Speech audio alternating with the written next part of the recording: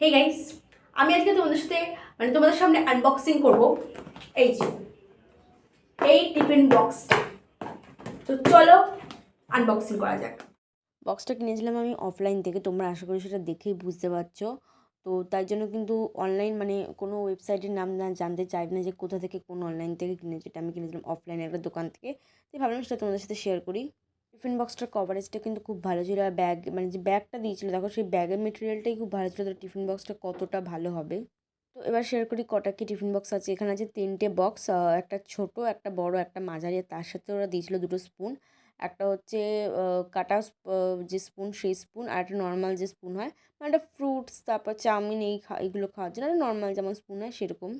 আর tiffin বক্সের colour means হচ্ছে ব্যাগের কালারটা যেহেতু রেড, তো টিফিন বক্সের যে কন্টেনারের যে ঢাকনাগুলো সেগুলোও রেড। যেহেতু টিফিন বক্সটা স্টিল কালার, তো পুরোটাই স্টিলের, ওই জন্য টিফিন বক্সটার আলাদা কোনো কালার নেই। সেই হিসেবে বলতে গেলে রেড। তো কেমন লাগলো জানিও।